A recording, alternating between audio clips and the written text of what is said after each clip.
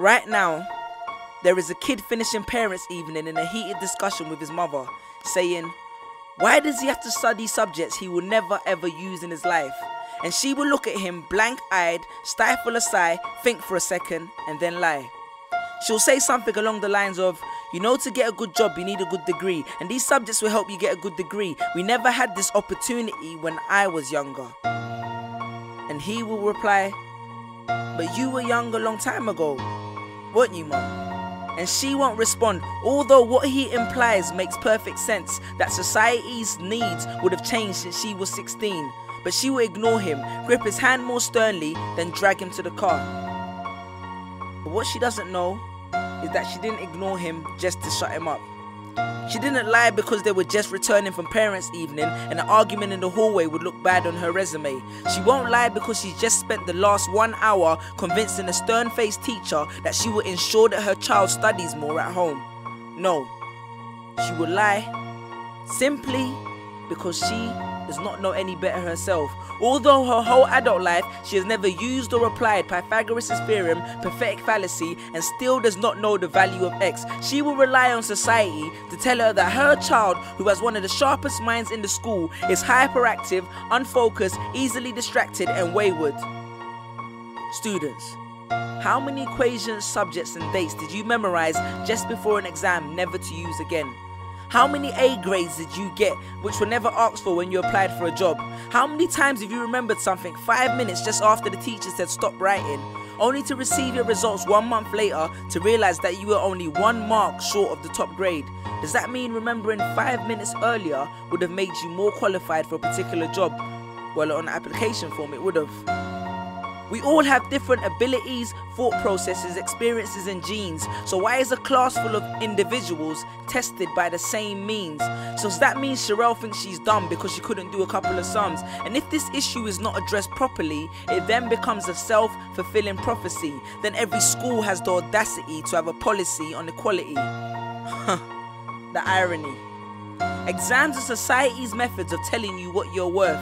But you can't let society tell you what you are, because it's the same society that tells you that abortion is wrong but then looks down on teenage parents. The same society that sells products to promote natural hair, looks and smooth complexion, with the model on the box half photoshopped and has fake lashes and hair extensions, with pastors that preach charity but own private jets, imams that preach against greed but are all fat, parents that say they want educated kids but constantly marvel at how rich Richard Branson is, governments that preach peace but endorse wars, that say they believe so much in the importance of higher education and further learning, then why increase tuition fees every single year?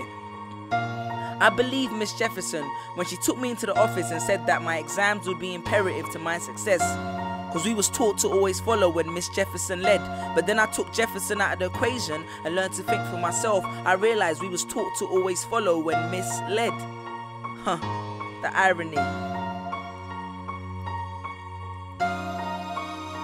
Test us with tests, but the finals are never final, because they never prepare us for the biggest test, which is survival.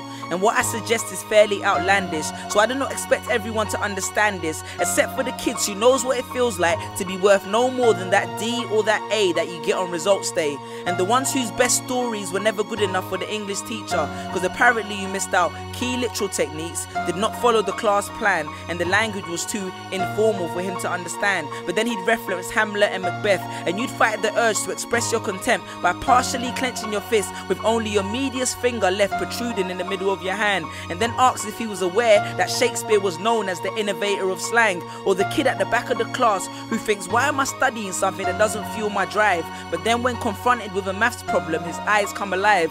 So this one is for my generation, the ones who found what they were looking for on Google, the ones who followed their dreams on Twitter, pictured their future on Instagram, accepted destiny on Facebook. This one's for my failures and my dropouts, for my unemployed graduates, my shop assistants, cleaners and cashiers with bigger dreams, my self-employed entrepreneurs, my world changers and my dream chasers, because the purpose of why I hate school but love education was not to initiate a worldwide debate, but to let them know that whether 72 or 88, 44 or 68, we will not let exam results decide our fate. Peace.